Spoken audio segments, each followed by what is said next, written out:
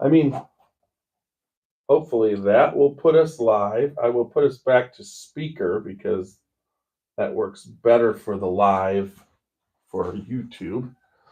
All right. Everything's working on your end, I can see. Okay, yep, I can hear you. I can see you. Let me check to see if this actually went live. It was so weird. Yeah. I had the whole... No, I should be live right now on my channel.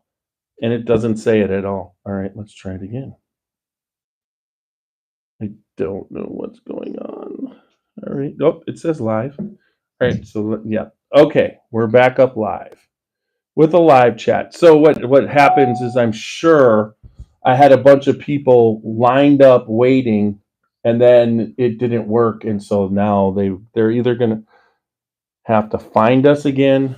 But let me make sure my microphone's working. I'm sure. Yep, there we go. So that's working. So I'm in the process of, if I do this,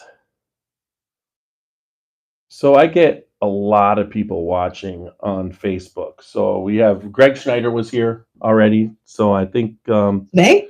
What? Today? Yeah, well, he's watching on.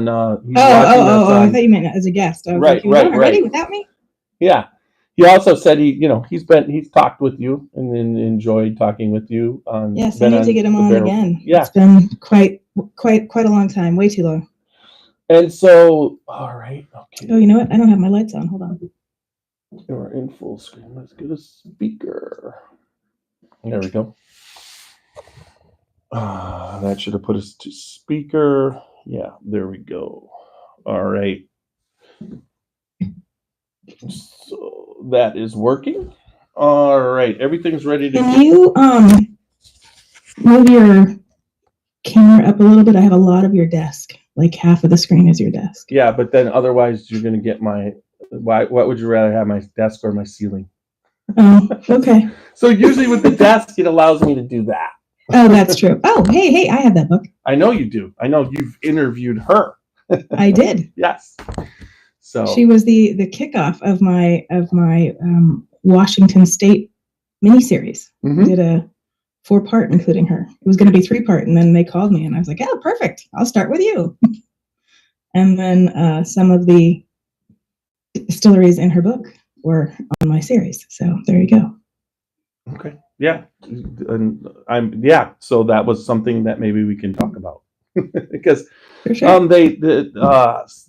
I was contacted by her rep and they sent me the book. So I'm about a third of the way through. And if anybody knows anything about me, for me to read a book, and especially now that my eyes are going at 60, you know what I mean?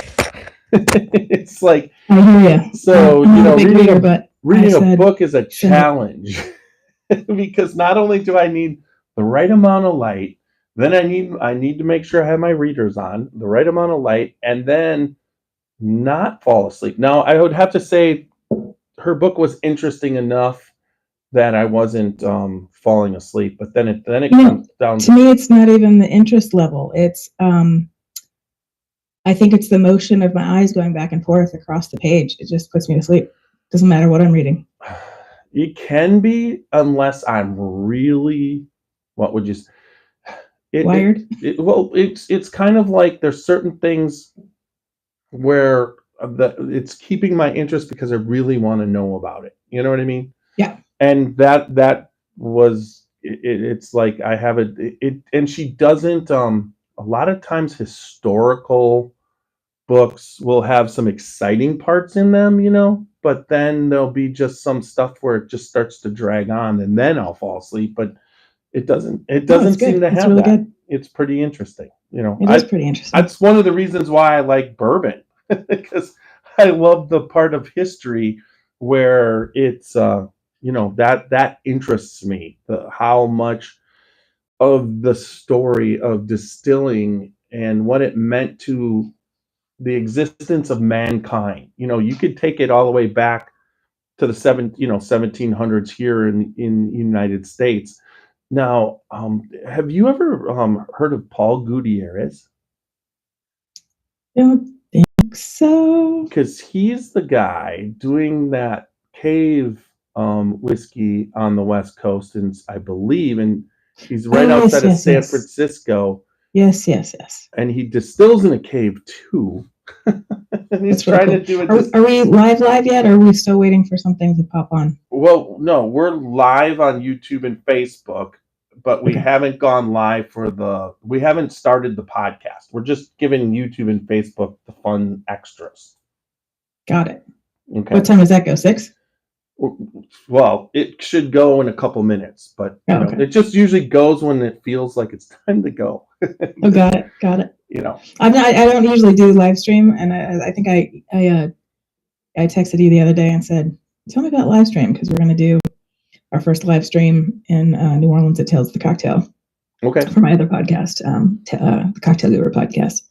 We've been doing our finales there the last 2 seasons, and this year I was looking at what we had lined up, and I said, oh, either we need to get another guest before we go and get it edited, or we need to do our first live stream. And I said, no, I'm voting for first live stream, because that'll be fun and worthwhile, live in Tales. No, live streaming from an event is a whole different story. Yes, but we are going to be not at the actual Tales when we're shooting. We're going to be at a venue that we've arranged for our filming. So, and I've made time for a tech rehearsal in the morning. So, crossing my fingers. A tech rehearsal. And I had a conference call last night with Bo Cumberland. You know Bo. Yeah. And he does live streaming for his job, or his day job, all the time. And so I said, Bo, I know we talked about this in the past, but now I need you to talk me through it, because I didn't want to do Zoom, because which I'm going to mention this later when we go live. We just went live on Comcast in the Big South. So I want to have the best possible quality, and Zoom is getting better, but I don't know that Zoom, that's going to be. Well, Zoom is good for YouTube, in my opinion, and Zoom is good because I quite honestly, when I look at who watches the podcast, it's all phone. It's 95% people's phones.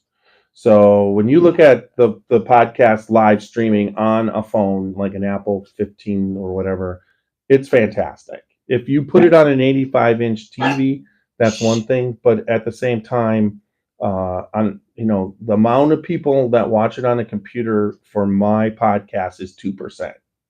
Wow. Really? It's not. They're not watching it on a computer or a smart TV. That it's like you'll have 5,000 views on Apple. So. Okay, you too. Sorry, I have a new puppy, and the puppy has it's not a crate. I made like a pen in front of my desk.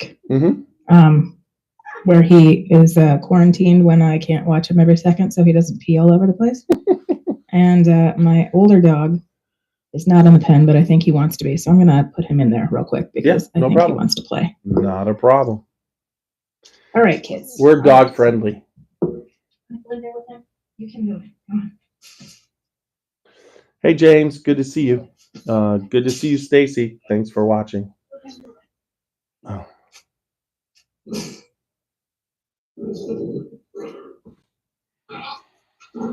Of course, this may cause a whole bunch of other noise that I may have to confine them somewhere else. Hey, if we have CT, he's one of our guys, and he has a blue tick coonhound that is a howler, and he focus? I can't tell. What? Are you looking at your crispness? Yeah, you're in focus. Tell me if my dogs are too loud. I'm telling you, we're dog friendly. We just had Four Dogs Distillery, which basically all of their whiskey's named after their dogs. Yes. The whole distillery is. You can come meet them. It's just like I said, we're dog friendly. Yeah, I'm dogless these days, and it'll probably stay that way for a while because of the schedule and our need. Between my wife's job being a midwife and us traveling, it's very, very non-constricting. How do I turn it up on? don't know how to turn it on Zoom. How do I turn my volume up? Just your computer Oh, here or we go. whatever. Yeah, the computer. That's an actual that uses the actual. Oh, there we go. Now I can hear you of the dogs. Okay. And I can't barely even hear the dogs. I mean, so I'm hearing the Okay, noise. because we do have a proper mics that we use that are directional. So yeah, and then we have all the software to throw in. My mics are a lot better these days. yeah. So, same.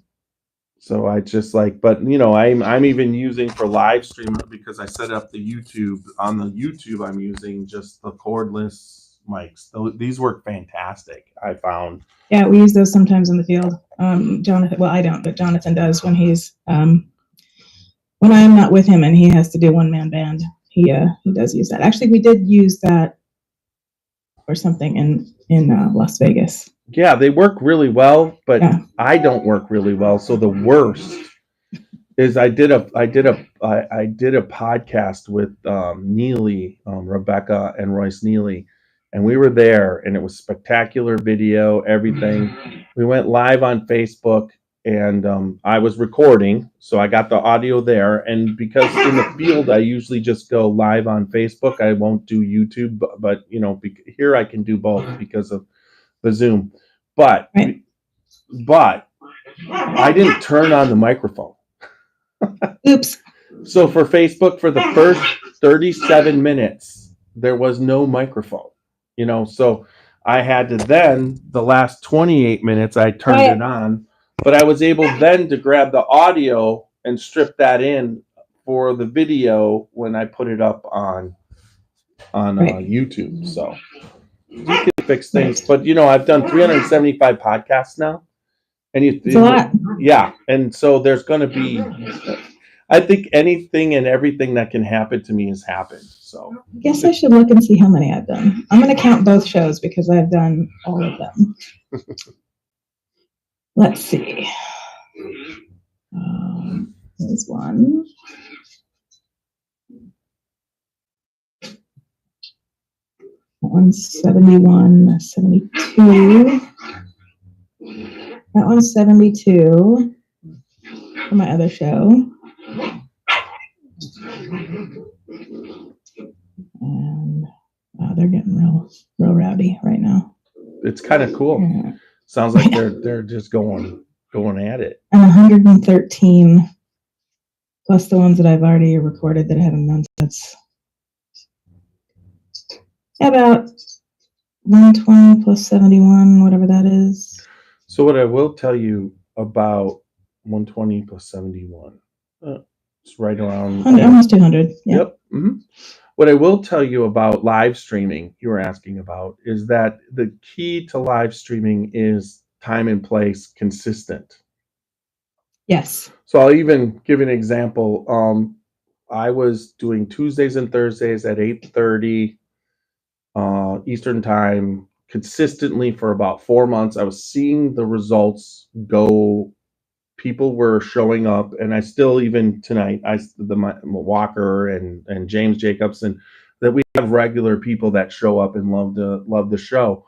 But each time because I was going live consistently and staying to that point, I kept getting more and more and more people. So then I went to Kentucky and on a weekend and filmed and recorded 4 podcasts in the field.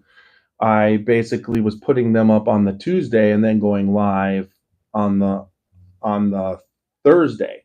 So the Thursday kept going forward, but then when I started going back live Tuesday, that was backwards. So people want consistency. So if you're going to start live streaming, make sure you just consistently live stream at that time. And it's just like I've learned so much by, just trial and error. Yeah, if we do start doing live stream like as a regular thing, that's but I think this is going to be a special event. Yeah. And we throw those in. I mean, I live stream this weekend. I went to Pennsylvania to Stolen Wolf. That's a unique distillery, but I was there with Alan Bishop, Jim Wolfe and Steve Bashir, who is the distiller at Mount Vernon. Okay. Yep. For I know watching, Steve. yeah. And then I was there with also J.J. Jackson and Amanda Bryant, and they're on Moonshiners. So Oh, there nice. was 5 distillers sitting around a table at once. I was just That's really was cool. enjoying it because they're all tasting and talking, and just, and you're just like, you don't just get this all the time. It was, No. the 3 craft distilleries. I mean, I don't know if you know much about Stolen Wolf in Pennsylvania, but uh, Dick Stoll, who was the last master distiller for Michter's before it closed, is part of that distillery.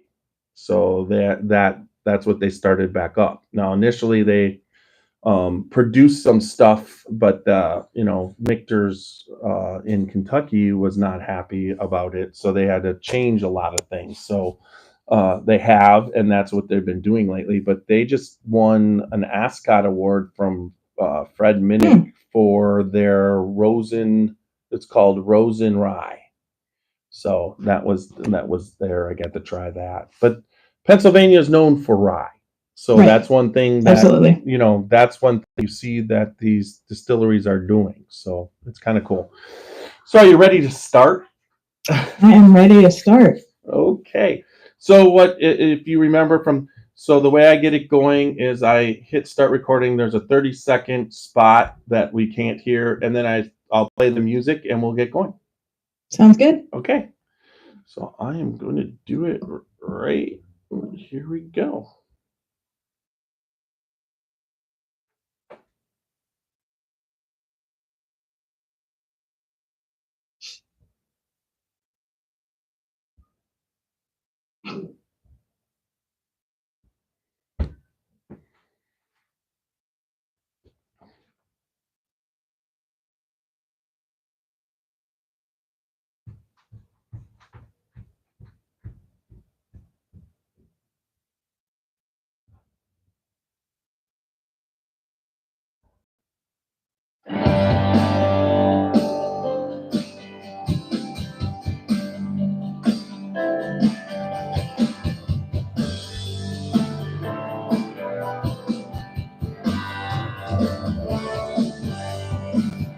Taking burden, sipping on stars.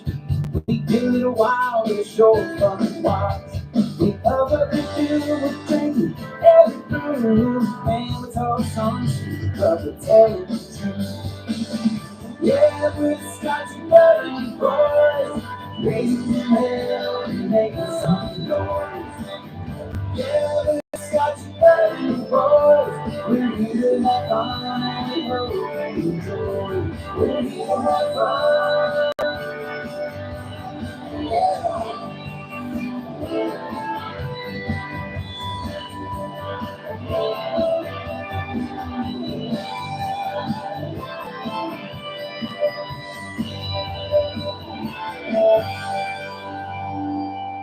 All right, welcome back to another podcast of the Scotchy Bourbon Boys.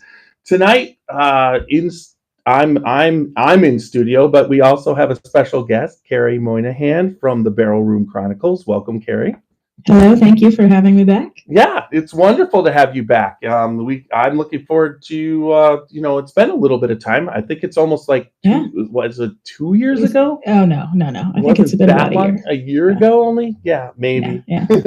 I don't know. It's all starting to blend. I do so many. I've been just running around doing so much stuff lately, and then I know you're everywhere. Every time I turn on Facebook, you're somewhere else. Yeah, and that's the goal to get out and get good content. I've been doing that. It's just then, the hardest part is still doing the podcast twice a week, but also doing video editing. And then don't you still have a day job? Yes, I do. I still have a day job. Actually, that job has gotten to be really, really, what would you say? It's in a rut, not a rut, but a groove. So I've actually got a It's on crew. autopilot. You can just go in, do it, get out. Yeah, I got a crew that is trained finally again after all the stuff that everybody went through, and the world's getting back to a little bit of normality as far as when you go out in public. So so that's Yeah. nice. It's real nice. And we've been just going around to all the different places, and the podcast has kind of solidified on who's in it now. We've been it'll be like right now it's about a year and a half that the same people are a part of it. So it's always good to have some support and help. Yeah, for sure. So what have you been up to? Well, so many things. As you know from last year when we were talking, I had just gotten back from Ireland, and I shot, I think, all but your episode and like two others. Well, three others, because there was one shot on location in Hawaii, but the rest of them were all in Ireland. And I'm now going to be hosting a tour in September to basically recreate the trip that I took for tourism, and we're adding in some things like Game of Thrones, little set visits there, Titanic, the distillery, but also the Titanic experience, a couple of castles, couple of cathedrals, but a whole lot of distilleries. So that's going to be real fun. And then today, just this morning, we found out that we won the Bronze Telly Award for Food and Beverage Series for season 2, which was fantastic. Last year, I won an award, but it was just for one episode, so to get it for the whole season was pretty cool. And then the other podcast that I produce, that I don't host, also won. They won a silver Telly this year, so that's great. And we just launched them on cable in Comcast down in the South. So all you Kentucky people, Tennessee people, Louisiana and all that, if you have Comcast, you should check us out on Galaxy Global TV. It's the Cocktail Guru podcast. And then my show, Barrel Room Chronicles, will be going up in a few weeks. I just need to convert a bunch of files to television files instead of internet files. So as soon as I get that done, that'll be going up. How does that even work? Because I've been talking to some people, and I've just finished up with my busy schedule. I'm going into a time period probably. I've got a barrel pick, I believe June 3rd in Kentucky, where I go down a Sunday and a Monday, and I'm back on that Monday. But after that, I don't have anything till July. And then that's just thing. I have a barrel pick coming out too. Yeah, and then that's personal. Busy. Yeah, but then it's August, and then not till Kentucky Bourbon Festival, and so I'm going to have some time to be able to do some of that, some editing, but it's through Roku, and he's been talking to me, but he said he would help with the post production. So I was thinking of doing it. I normally put in all the the credits and the transitions and everything, but what I'm thinking of doing is just doing the video transitions and no titles, no nothing, and sending him that file to see what he can do with it after that. Okay. And most of the time my editing, I have such a nerdy, what would you say? I'm such a whiskey nerd that I leave in far too much, because I'll watch how other people edit things, and they're a 23-minute show on YouTube for whiskey is a long show for people. So I try and edit it down, and usually mine, I'm trying to keep it under 56 minutes. I'm like, I edited it down from 58 to 56 minutes, and I've done my part. And I'm just like, but I know it's still, it's just, but I capture so much stuff and want to put it in there. And you do. I remember last time I was on, like, we were just talking forever, and then I looked at the clock and I was like, whoa, this has been a long time. And then I thought you were going to edit it way down. And when it came out on, like on Spotify and all that, it was just the same as long. I was like, oh, okay, we're going to be super long. All right. Yeah. I mean, the one thing that I've learned, like, especially on YouTube, Hold on one second. Just for the folks at home, if you can hear some very strange grunting in the background, that is my puppy and my 4-year-old Scotty, both Scotties, and they are wrestling in front of my desk. So excuse the noise. Go ahead. Sorry. But I mean, I learned from my son he games on YouTube. So Okay. the way that most YouTubers and even if you go like what happens with some famous YouTubers is they spend their day on YouTube. They'll game for 8 hours at a time. So for 8 hours, they're live, right? So you're live streaming for 8 hours, playing a video game, and that just gets you so many more people because people aren't always on. They come in, they dump in, they get off, they jump in, they get off, and then it's up there afterwards, and that's how they're consistently there. And then people, that's kind of how Pat McPhee did it with. I mean, he was YouTubing a sports show with nobody listening for 3 years before anybody started listening, and now he's everywhere. He's on every single sports show. He's on ESPN for an hour and a half. He's still on YouTube. But how lucky can you get when YouTube buys and buys into getting the NFL ticket, which changed everything for the internet. You would have thought that DirecTV, that just changed it immensely. So yeah, for sure. Streaming is all of a sudden something, and I notice it's not a lot, but you just see it keep growing. So you got to stick to it. And I've only this November will be 3 straight years of trying on YouTube, and I've just in this between December and April, I'm just December.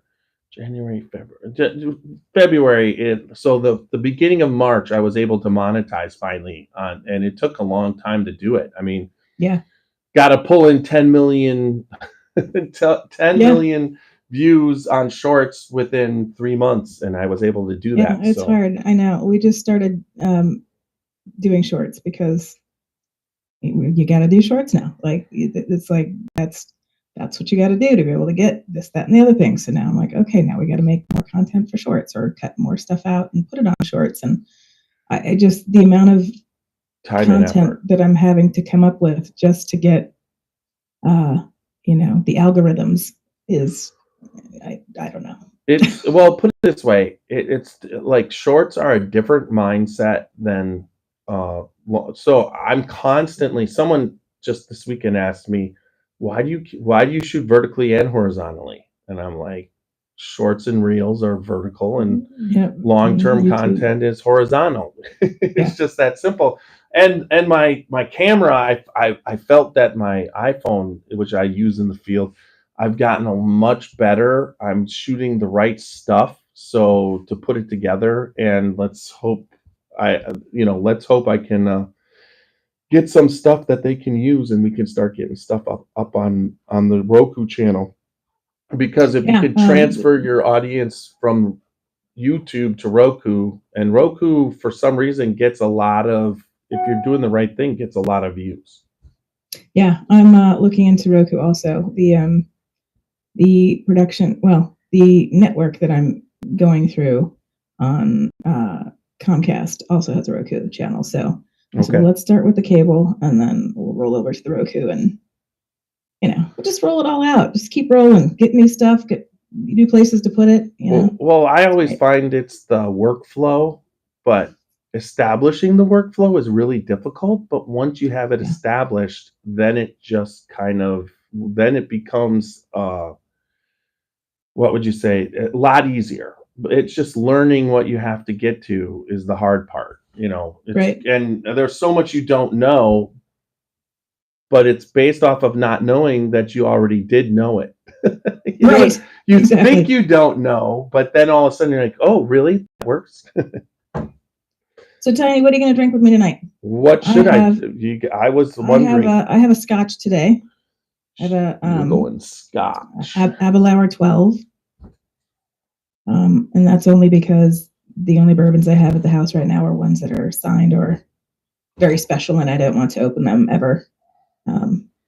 So you went Scotch? Well, Scotchy Bourbon Boys. So, if I go Scotch, you can go bourbon. That's okay. We go everything. As do I, which is what I like about our shows. We do it all.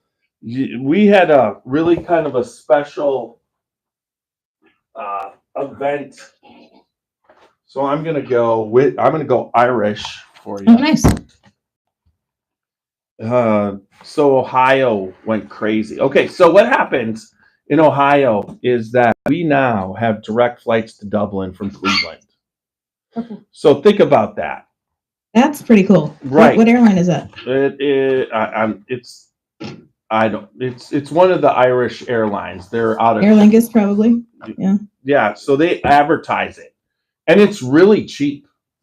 I mean, it's like cheap from LA. It's like, well, depending on when you get it, but like I just saw some for $550 round trip, and that's really far from LA. So. Yeah, and I think it was they were advertising. I want to say it was $389. Yeah, round trip, but so the state of Ohio took advantage of that and flew over last fall and did barrel picks with all the Irish distilleries. Very cool. So this one is the Whistler. Nice.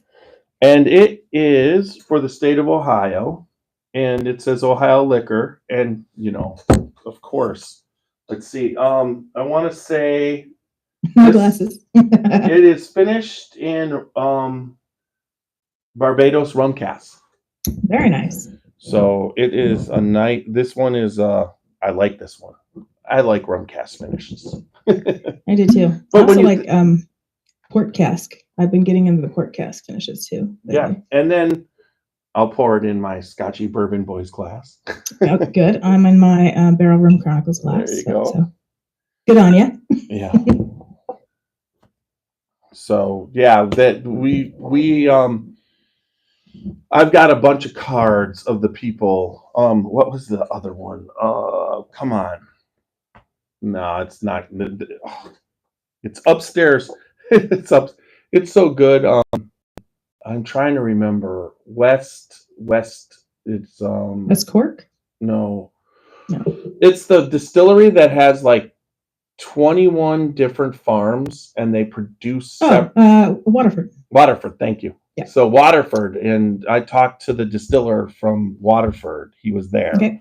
So we when they rolled it out in the beginning of March, they did a Friday in Cincinnati, a Saturday in Cleveland that I went up to, and a Sunday in Columbus. So the three different places, and Fred Minnick came up for all three. So he was there hanging out, talking Irish whiskey with the state of Ohio. And then he and then we got to meet all the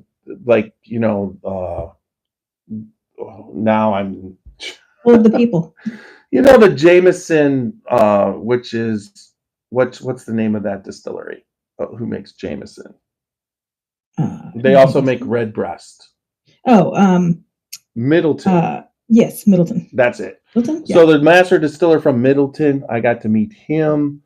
He signed bottles, and then also I got all their cards, so they want to come on the podcast. It's just rearranging to get them on the podcast. But I was thinking, all these people that were with you in Ohio should go on my tour, because we're going to go to Waterford and we're going to take the tour of Waterford, and we're going to meet the distiller and the blender.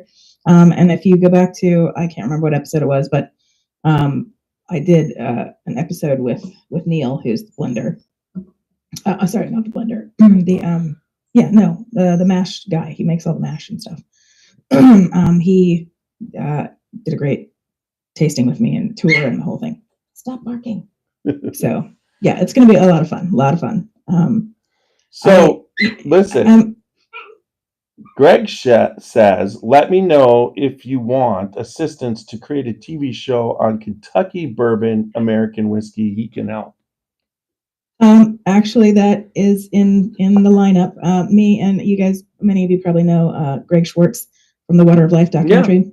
Yeah. He and I are, and his business partner are in development of something it's not whiskey related exactly, but it's adjacent. But we also have a couple of other ideas that we're playing around with. So that is one of them. So we'll see. Thanks, Greg. There you go. I'm assuming that's chicken cock Greg. Yes, it is Greg Yes. Schneider. Yes, chicken cock Greg. Yeah, That's that's a new way what. to say Greg's name. Chicken cock Greg. Yeah. Oh yeah, Um, he's been nothing but spectacular because we're going to be doing our bus tour in September. When we go down to Kentucky Bourbon Festival, we go down the week before. So the when Wednesday, is the festival this year? it's actually the second weekend, September 14th, 15th, and 16th. Now, Great, then they can still come on my trip. 13th, 14th, 15th. It's 13th, 14th. Yeah, 13th, 14th, and 15th. Yes, and it is also September 11th is the Wednesday before the festival, and we book through the Kentucky Bourbon Boys 3 distillery tours starting at 8:30. But we bring special whiskey on board on the bus. Last year, I think we opened up a 1974 Stitzel Weller. We were Nice. opening up Weller Full Proof. We all bring. I think what was that one? I have it right over here because cool. Look at this one. I keep meaning to tell you. Every time I catch your podcast from the beginning, ooh, that's nice. Mm-hmm. I can't get your theme song out of my head for weeks. Like, oh, come on. And I've said this many times to start. I think what Kenny I'm Fuller singing it along, and people are like, "What song is that?" And I said, "Oh, you got to be into whiskey, and you got to watch this podcast. It's a theme song." And oh, it's very catchy, and I'm like, "Oh yeah, it is." Yeah, it's Kenny did such a good job. I often say that the theme song is way better than the podcast. It's like it's almost like the Friends theme song, and it's just like I don't put myself on that level, not yet. But maybe someday they are very rich off that song. Let me tell you. Yes, maybe someday I can just come up to the level, and then maybe if I get big enough, he'll make some money. Right? Yeah. Exactly. I would have no problem with that. Anyways, so you do have so for the people on Facebook and YouTube, you can if you want to play your ad you said you have a nice ad, and then I do. the people on the podcast will be able to hear it. But am I screen sharing? How do we do that? Am I already? You're right over there where it says share at the bottom. It's not doing anything. No. Do I have it so that I have to? I think there's a little arrow. I think you have to say like share. Let me let see. other people use it. I don't know. I'll hit share right here.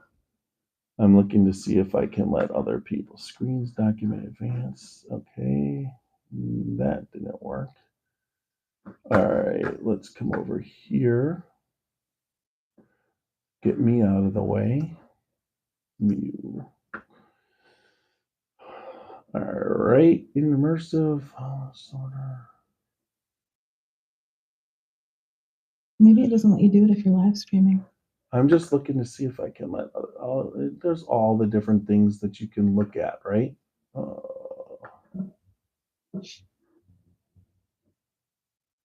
So the view, the speaker. Okay, immersive, follow hosts. This will lock the order of your gallery. I don't want to do that. View. Let's turn that off. All right. That meeting wallpaper. I'm just looking. I mean, normally it should be meeting information. Well, yesterday when I was looking at it, there was a little arrow next to the screen share that wasn't the giant arrow, but I don't see it today. But I was testing yesterday, so I don't know. Let's see. I'm just looking. Invite, mute all, more. I mean, okay. So that's the meeting info. All right. Maybe I have to click on you. What about that? Maybe. Video. All right. Sharing. Listeners at home, if you know how to do this. Multiple participants. There you go. That's it. All right. That's it. I got it. Great. So you can share it now. All right. I knew I could get it. Oh, whoa, stop. No, stop. Okay. Make that big. Pick the screen. Share. There we go. You see it? Okay. Let's. Now you actually hit. Okay. I gotta hit play. Okay. Last season of Bourbon Boys Chronicles, Can you hear it? embarked Yep. on an amazing journey through Ireland, from Dingle to Belfast and nearly everything in between. Now I'm gonna do it all over again, but this time you're invited. That's right. Join me this September for a trip of a lifetime through the rich That's Waterford right there. the culture. We'll visit iconic locations such as the Titanic Experience and the new Titanic Distillery, and tour through the lush Irish landscapes and visit filming locations from the hit TV series Game of Thrones. We'll also visit historic sites, including cathedrals, jails, castles, and more. Plus, we'll get to distill our very own batch of Clonakilty gin. To find out more or to book now, visit barrelroomchronicles.com and click on the Rock Tours photo. There you go. October 23rd, right? I mean, September 23rd. September 23rd through October 4th. It's a 10-day trip. Okay. It's you go into Belfast, or not Belfast. You fly into Dublin, and we drive up to Belfast, do a few days in Belfast, make our way down over to Dingle, spend a couple days in Dingle, make our way back to Dublin, spend a few days in Dublin, and then we stop all along the way at a couple of different places, and including Waterford, which I don't know if you could hear me when I was talking, but that picture with all the circle things on the walls, those were each individual farm that they were using that year. Okay. So, Yeah, that's a unique whiskey. That's for sure. You know, yes, all the it is. different, and then they had the blend between them all. The transparency. That is a passion of an insane person. He is the owner is Mark, and he is very passionate, and he actually was the one who brought Berklotti back, and then when they sold it, he went and made Waterford. So he's got a lot of history, and he started off in wine. So very interesting guy. I did an episode with him back when we were just Spirits of Whiskey, audio version, and I think he was actually one of the first video episodes we did. Okay. So yeah, like I got to meet him, and he was just started showing me the website and how much information they have in the barrels and the terroir and what the grains were, and I mean every single thing was on that website. It was, yeah. I mean, it was just like overwhelming. Yeah, it's not often I'm overwhelmed, but I was overwhelmed and it was just at a Giant Eagle on a Saturday afternoon. So that was really kind of crazy. But so like people don't understand when you plan a tour or you plan an event, what kind of work goes into that, you know. It's a lot. Like to plan the trip where we were shooting was a lot. And I'm in the entertainment industry, and I'm always an advocate for like telling the executives and the bosses, please try to stop trying to cram so much into a day, because we shouldn't have to work 12 plus hours every day. And in fact, recently, they have this thing called the Fraturday, which is when they work people to death on Fridays because they don't want them to have to work on Saturdays, because if it's union and they have to pay time and a half for Saturday. So they just give them an exorbitant amount of overtime on Friday. Well, somebody fell asleep on the way home and died. And that's not the first time that I've witnessed that. So I was trying to say, okay, I'm not going to do that. We're going to take our time. But when it's your own money doing it, then you're like, oh, I kind of have to cram it in.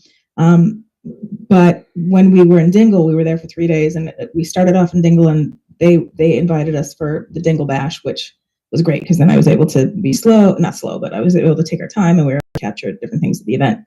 So it was a great way to ramp up. And then as we were driving through, we're like, okay, we can hit 3 distilleries on this day, 3 distilleries on that day, which was not how I wanted to do it. But it wasn't too overwhelming. Like we didn't go over, like even with the driving and stuff, we didn't go over like 8 or 10 hours, which was nice. So it was still less than the normal production, but making it as a tour, it's going to be very different because we have more time and we have more things to do and we have a driver. So And you have more people to organize. Yeah, and you know, I have a Scottish tour guide that I've worked with before, who I love, and I reached out to him and I said, "Do you have anybody in Ireland?" And he said, "My company doesn't, but I have a person that is great." And so we're going with Brock Tours, and they're out of Belfast. And I've been talking with her pretty much since I got back from Ireland. I said, "Okay, this is what I want to do," and you know, it doesn't have to be right away because I still want to get the rest of the season out. But yeah, we've been back and forth for a long time, and now it's finally come to fruition, and I'm really excited to go. So y'all should come with. It's going to be a great time. Well, I'm going to throw this out, is that we were thinking of doing something like that, and maybe we could, on the next time, just co-do it. Or just come now. Come now. Yeah, that would mean that, remember, I have a full-time job. I think you need to take September off. That doesn't work.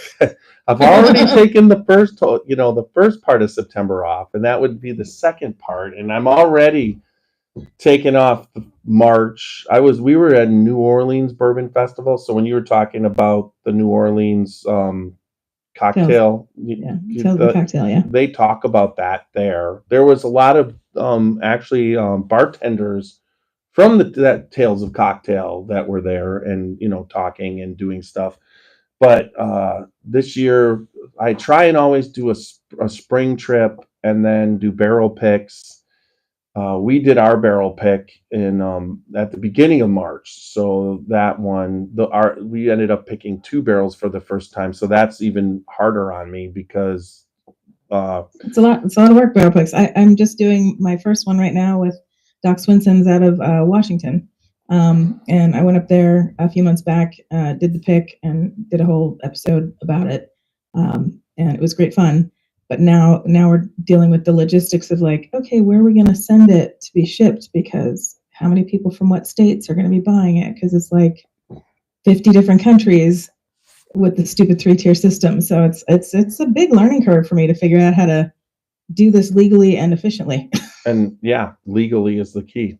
Exactly. So yes, I picked through the state of Ohio. We just did a pick we did a pick in September, and that ended up being released at the end of March. How long it took to get the pick. And it was an Elijah Craig with Bernie Lubbers, and it worked out really good. But they told us initially there was going to be 144 bottles, and there was only 72. Oh, wow. So I had pre-sold it at the tune of 78 bottles. So I was able to have a couple people who had bought multiple bottles back off and get it to the people who from the pre-sale. So then I went out and we did one with the Spirit of French Lick. Alan Bishop's last days at the distillery were spent with us. So that's really cool. Those 2 picks were the last picks that he had anything to do with the whiskey, which is his whiskey. So now it's, he's at a different distillery, Old Homestead. But at the same time, we ended up doing 2, and both barrels produced over 190 bottles. So I went from pre-selling 72, thinking that, well, maybe I'll get whatever, and then all of a sudden coming up with almost 400 I have to. And we will ship for cost. I mean, just basically one here, one there. But for the most part, we have pickups we set up a pickup in Kentucky. We set up one in southern Ohio, one in northern Ohio, and then when we go down to Indiana, we also have a pickup in Indiana when we actually get the barrel. So we do, and when we do it, we have people in multiple other states. So a lot of times we run it through the other states, the pick through there, and then whoever's ordered, we just have a pre-sale, sell vouchers for it, and then we basically distribute from there, all 4 of us. That sounds like a good idea, because I'm trying to figure out right now, like, I'm looking at having it distributed through Washington, D.C., which is a big shipping issue to go all the way from Washington to Washington, and then for the people in California to come back to California. But Washington, D.C. has like a different since they're not a state, they have a different Yes. they have different rules, and they can do more shipping to places than other I've states. heard that Bourbon Outfitters or Sealbox, if you do it through Washington, you can actually have it up on their site. They'll help you sell it. Good to know. Good to know. Yeah, it's a process. I knew it was going to be difficult because of all the 3-tier laws, but man. Yeah, there's no doubt. There's a lot, but if you do mostly, most of the. I mean, if I did it illegally, it'd be no problem. I'd have like everything done by now. Yes, I mean you want to do it legally. I mean that's usually what you try and do. Now, like in some of the we can't systems, be the face of whiskey and be popular and people know us, and then but it also has to be because we'll totally get caught. I mean, the hard part is if it's not distributed in that state, that's where it becomes gray legal.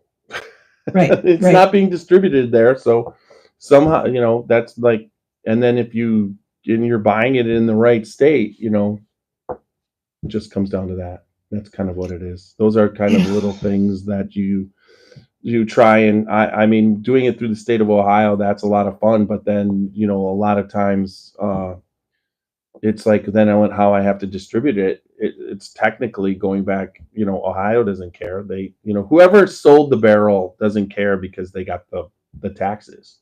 But it's the other states that don't want the in between thing going. So anything that's distributed in the state of Ohio, I go through the state of Ohio. Good to know. But it is a pain in the ass. Yeah. There's a lot. I feel like if it's just this hard to do a barrel pick, how hard is it to get a distillery license? I mean, Jesus. Depending on which state you're in, it just depends. I mean, it can't be that hard because a lot of people have done it.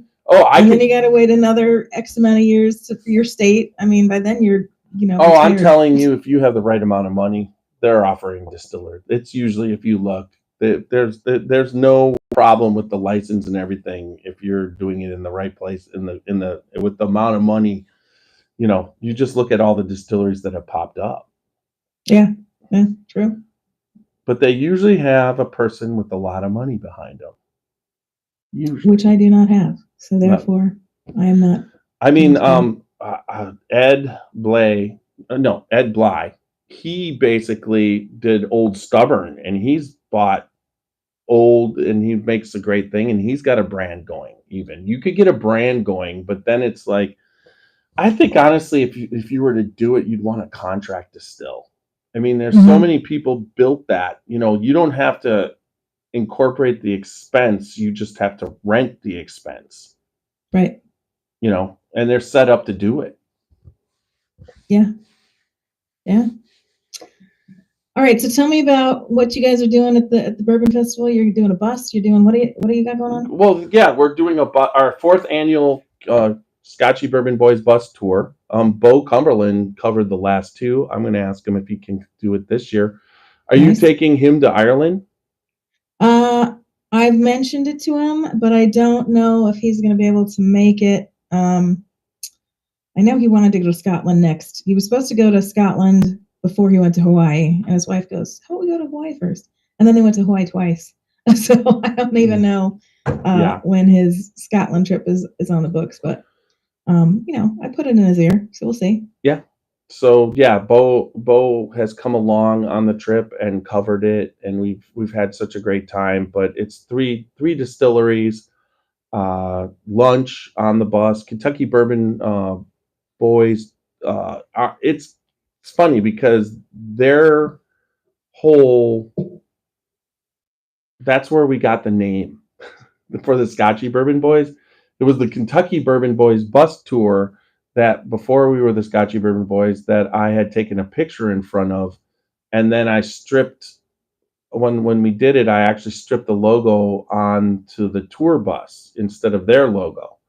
So then I met Roger, who was a driver for them, and he's a Scotchy Bourbon Boys, and he's done all 4. This will be his 4th year driving for us. So it's kind of a fun tour, but everybody gets on the tour and we go to 3 different distilleries. This year we're going to stay in the Bardstown area, and because we're the Scotchy Bourbon Boys, we usually get a unique experience at the distilleries.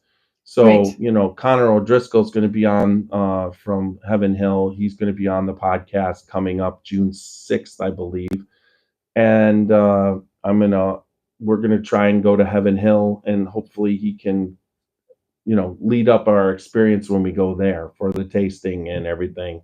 Or Bernie Lubbers at least, you know, that kind of thing. And then we're going to go to Limestone Branch, and definitely we just did a podcast with Stephen Fonte when we were down in Louisville just recently, and have him, you know, give us the tour from the bus tour. So those are all the kind of things that we can do, but then also then finish up with Bardstown Bourbon Company and Greg Schneider. And he basically has done a tasting at there of chicken cock for the last 4 years.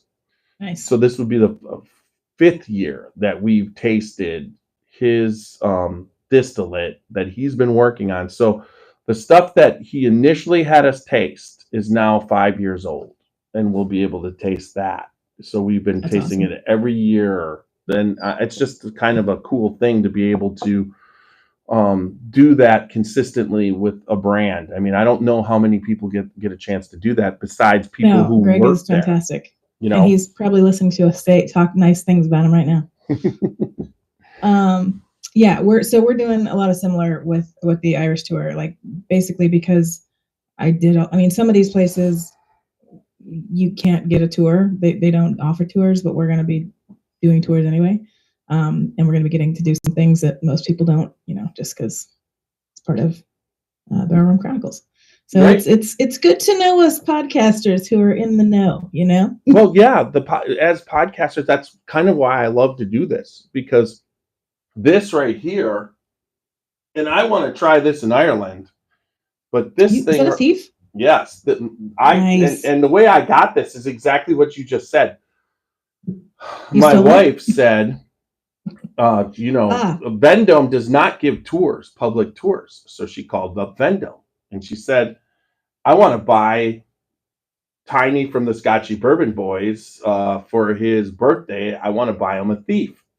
And they were like, we can do one better. We'll make the thief, and you could come down and we'll give him a tour for his birthday. Wait a minute, they made it too? They didn't just like Well, yeah, these are store? made. Yeah, so this one right here Nice. has the Vendome, and I mean Nice. it's just a really it's like a great tool. But Randy, my friend, the president of Kentucky Bourbon Festival, he has a thief that was given to him by Vendome because of his, you know, he was able to get one. And so he would run around to all the barrel picks, and he'd bring his own thief. So a couple times I was on the barrel picks with him, you know, he pulls it out, and so I'm like, I need one of those. Is he wearing it like a sword, like he's just pulling it out?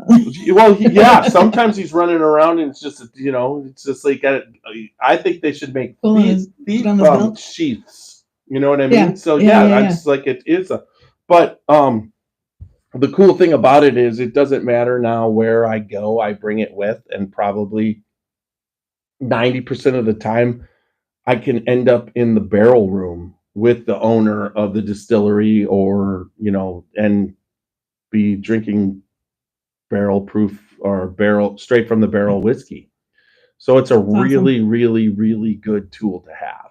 Yeah. Actually, I swear to God, most of the time you show this to the owners of distilleries or whatever, their eyes light up, because I'm sure. I think they love to do it too. And you're making that suggestion, and they're like, the last place we were using it, we did a barrel pick at Starlight last Wednesday, and we were down there, and I brought it, and Ted Huber is the owner, and he was able to see, and he's like, we got to get you back in there, because we had done a couple thievings with their. It's like, we got to go back down and thieve some more, and I'm like, all right. Nice. So. Okay, well, now that's going to be my goal. When I go to Ireland this time, I'm going to ask somebody to give me a thief. What's that? Now, what it's in Ireland, it's called. I did a whole thing on it. there's another a Valinch. Oh, really? Yeah, they say call that it when I in the was there? wine industry and whatever. Oh, the wine. Yeah. Okay. But then in the whiskey, they call it a Valinch over there. I believe When I that's called what. it a thief, they didn't flinch. So No, I don't okay. know. If you would say that.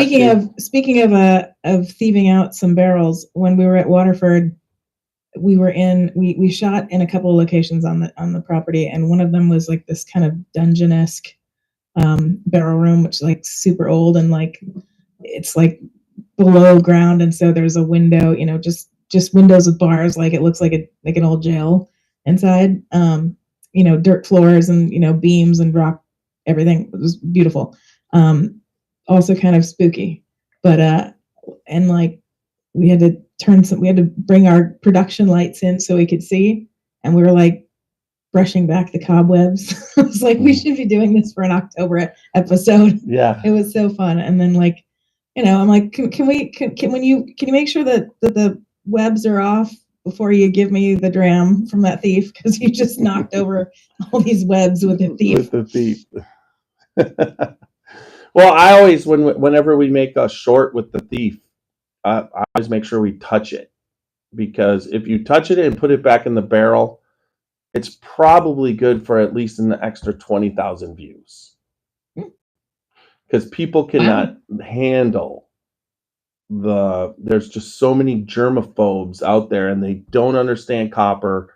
They don't understand whiskey. They don't understand barrel proof whiskey is basically cleaner in itself. Yeah.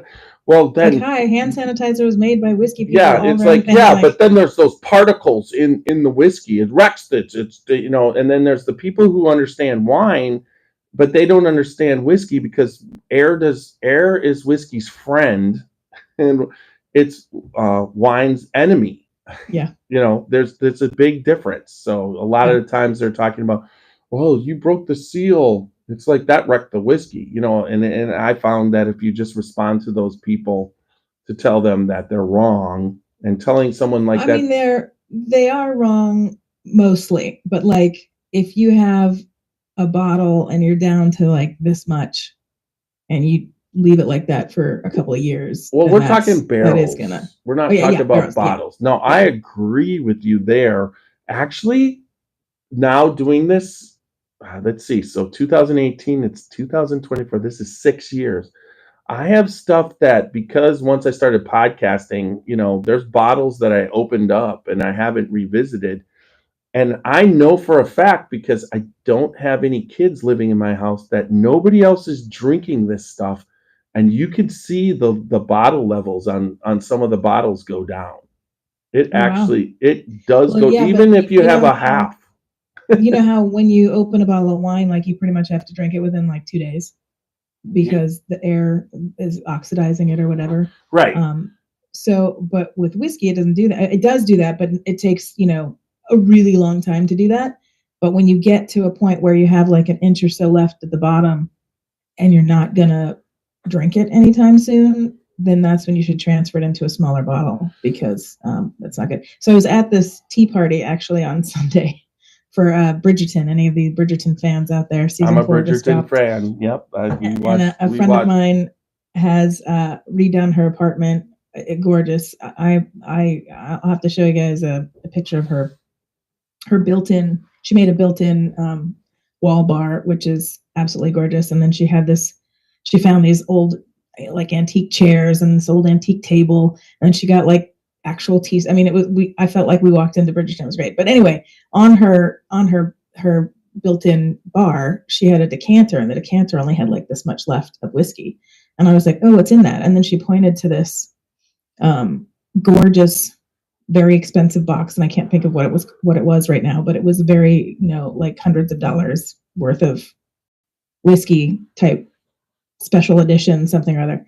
And I was like, oh God, how long have you had it in the decanter? She goes, oh, I just put it in there the other day. I said, okay, that's way too much oxygen for that little amount. Like, so for that particular, like very exclusive, I said, you got to move it to a smaller bottle. Or you got to drink it. Well, that too. Yeah. That's what usually when it comes down to, just drink it.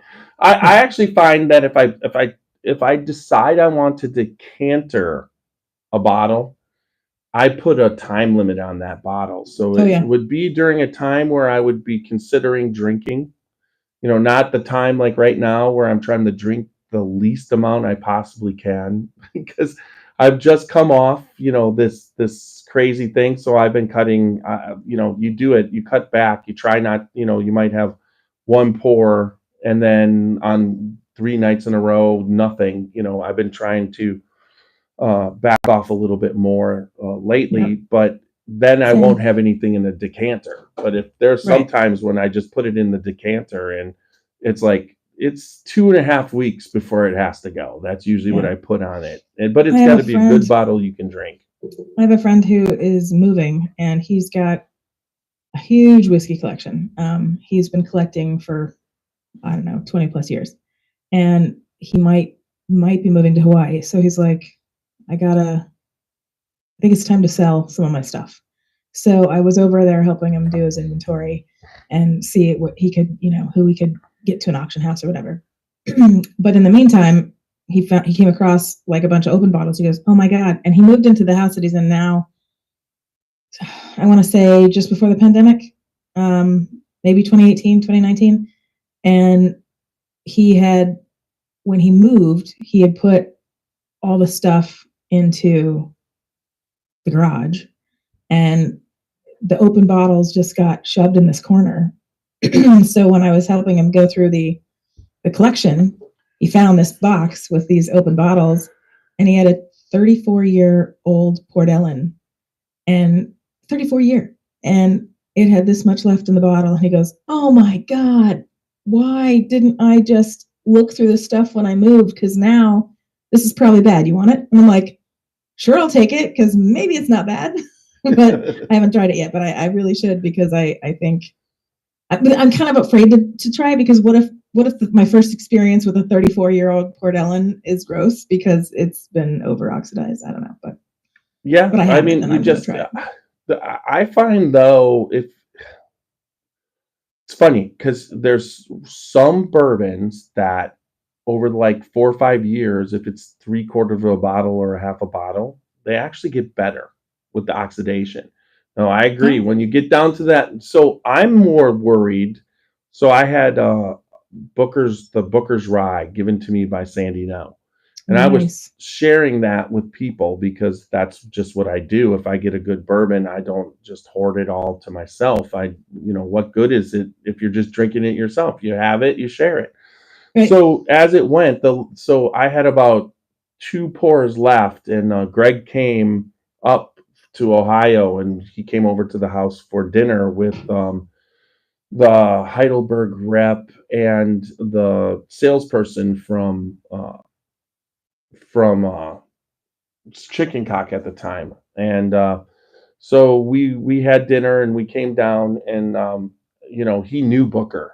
So I wanted to, so we took a picture and we drank the last 2 pours, but I knew it was at that point with just 4 ounces left in the bottle that if you let Right. that sit much longer, you'd end up with 2 ounces and it would, get a little bit syrupy. Yeah. So Yeah. we drank, and that's kind of what I try and do. It's funny because if there's something just a little left, but like I said, I notice sometimes I'm like, I did not drink this much Russell's 13, and it was like at 3/4, and now it's like 2/3. You know what I mean? I'm just like, what? Maybe you have Who's a little doing it? mouse living in your wall, and he Well, kind of goes in at night and like picks it out. And I'm like, so I did, or maybe.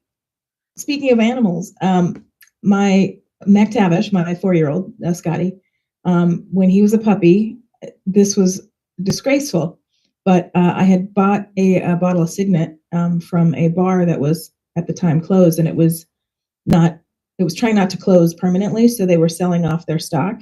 So I was able to get a brand new bottle of Signet for like $170 instead of $300 and whatever.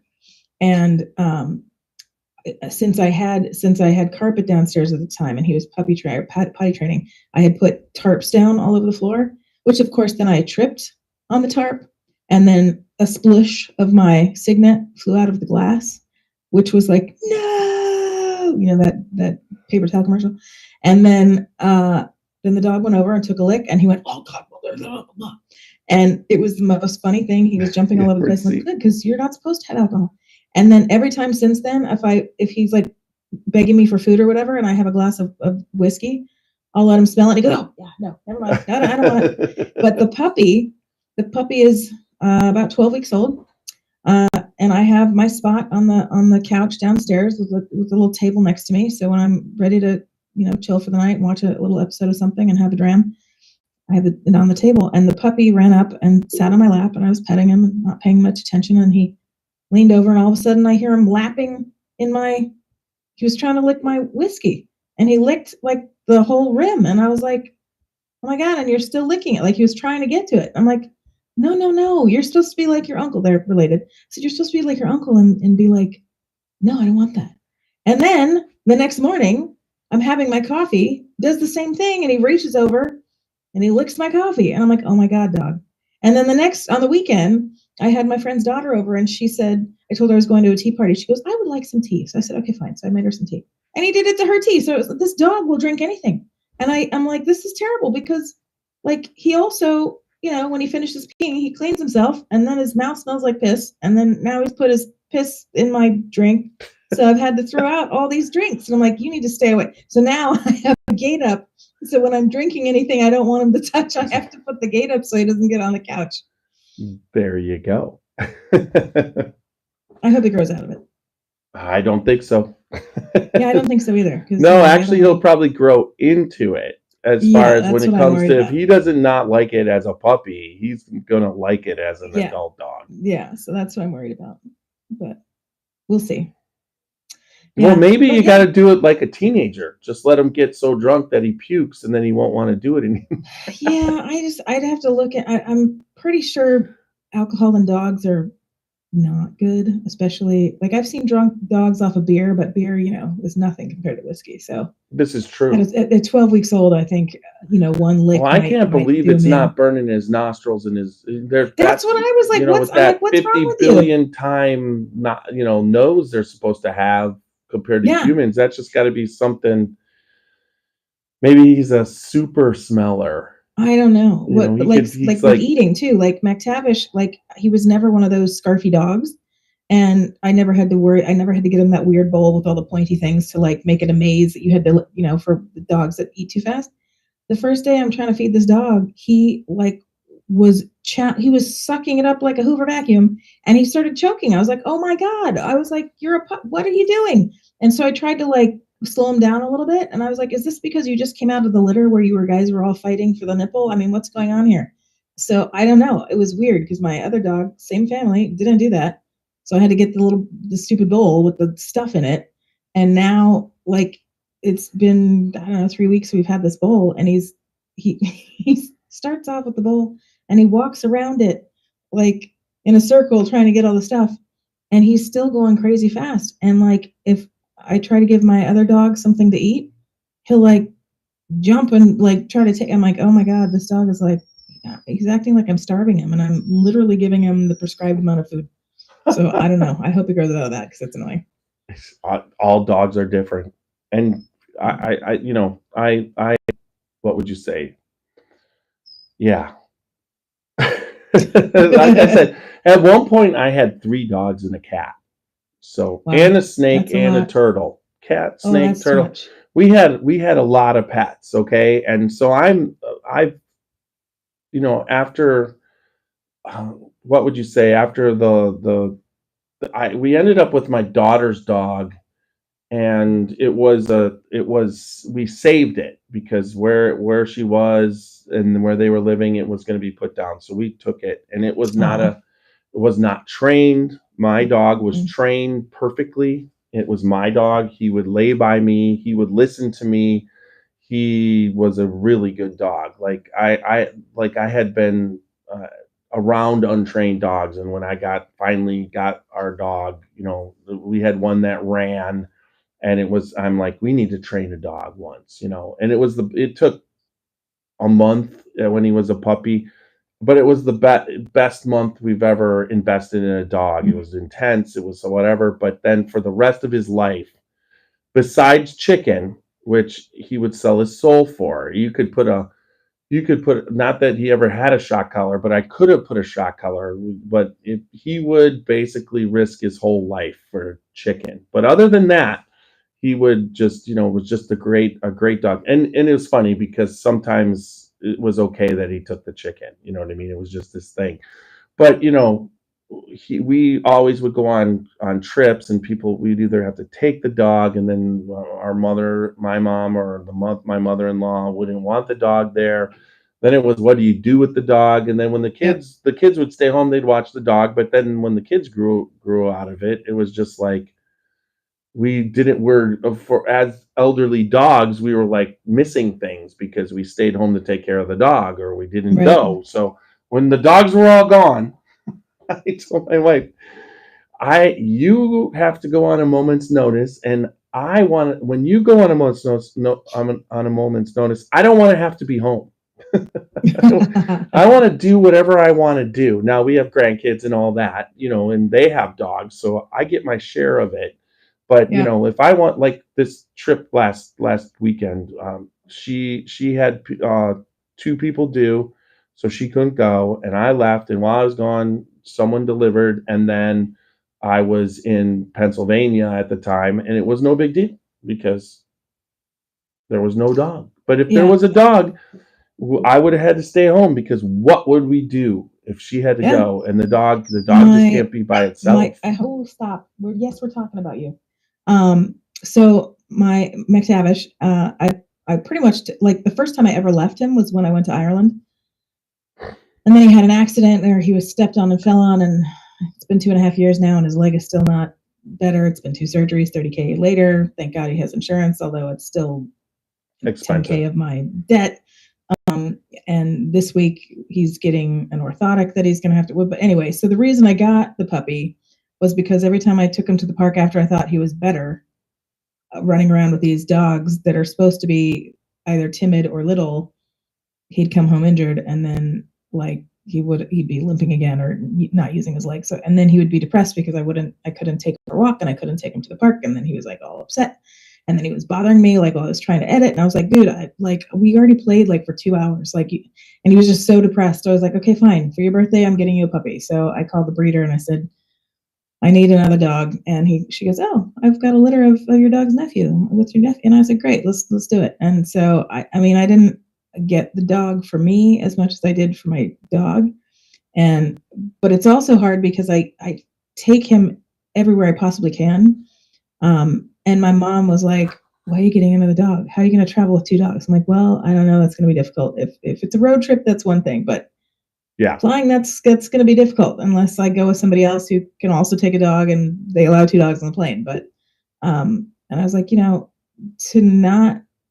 have to not take them on every trip versus seeing my dog be so depressed. And so, I just, well, now if you leave them with somebody, they have each other still. Yeah, but he's a pandemic dog. So, and I've worked from home since February of 2020. Yeah. So, he's used to, he doesn't get separation anxiety when I leave, although the puppy seems to, which is annoying. So we'll see how that goes. I leave the room and he's in his crate and he's like going nuts. And I said, okay, but we were just asleep. We've been asleep all night. And I just tiptoed to the bathroom and you're like freaking out. So we'll see how that goes. But he does get separation anxiety. He's a really good dog and all of that. But looking at his little puppy face going, Mom, I'm sad. You're not playing with me enough. And and the other thing is we had another dog living here for a while and he loved having the other dog here. So I think that kind of compounded him being depressed. So I was like, well, if I can't travel with them as much as I want. And I was like, and my mom's like, well, you can't take one and not the other. That would be favoritism. And I'm like, true. I would, but maybe I take that one doesn't, time no, and one another time. No, they're dogs. No, you can love them both, but you can have a favorite easily. There's no doubt. You know what? When dogs misbehave consistently and the other one's good, that's how it becomes my favorite dog. Yeah. And one is like the greatest with people, and then the other dog that my daughter would want to eat people. It wasn't nice. You know what I mean? someone would come in the house and you'd have to worry that he looked like he was gonna bite them. And it Yeah. was a good protection dog, but after 5 years, my daughter took him for 2 more years, but then he ended up back at my house again for another year. And then she finally, in his elder years, I said, I'm not doing this. I already did it with with Dexter. I said, you have to do this. I was on board for 6 years of not having a dog that I really wasn't, because he had been abused, so they So didn't. he had all kinds of problems. So you yeah. couldn't train him the same way you could just train a dog, when he was a puppy for 1 month. Yeah. You know what I mean? That 1 month that you established that his existence could, he could lose his, once you've established that and you became the owner, you didn't have to do it. You could be the nicest person to him because he respected you. You know what I mean? Yeah. Whereas when I was a kid, like really young, like 5, 6, my grandparents had a German Shepherd. Her name was Lainey. She was the sweetest dog ever. And when I was like 5, I'm learning to read, and I read the sign on the door. It says "Beware of dog," and I was like, "What is that supposed to mean?" And my grandmother's like, "Well, because they've got to beware of the dog because the dog will attack." I'm like, I just started laughing, and she's like, "Why are you laughing?" And I said, that dog won't attack. She goes, "Oh, honey, it's a German Shepherd. She will attack." And I was like, yeah, whatever. And then I saw the mailman come. Oh my God. The dog was a completely different dog and went into protective mode and was super loud and ferocious looking. And I was like, I've never seen her like that. She goes, no. And I said, I. And she goes, well, because your family, she loves you. She's known you since you were little and she was little.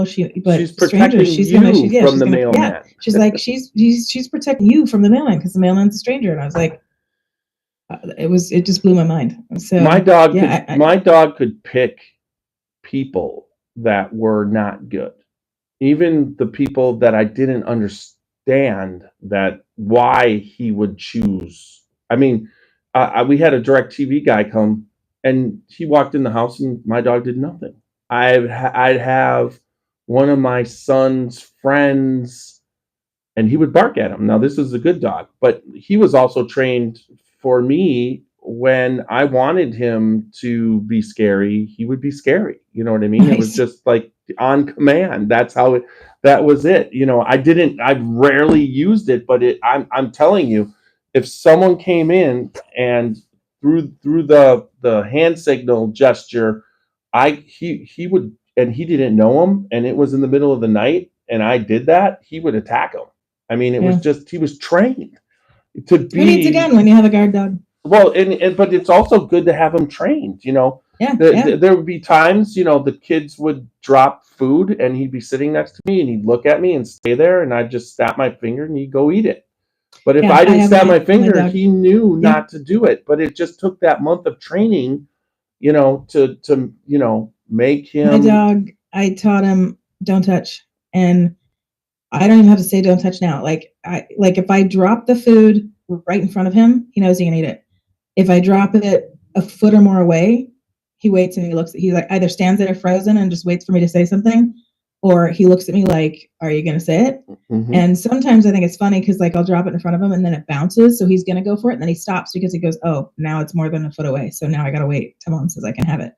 And then, I've got my trigger word and then he goes for it. But, it took a while to get him to do it. But now, if I tell him don't touch, just wait. And he'll just sit there until I say it's good. And then he'll go do whatever it is he wants to do. So, yeah, training. I digress. We should get back to whiskey, but dogs are great too.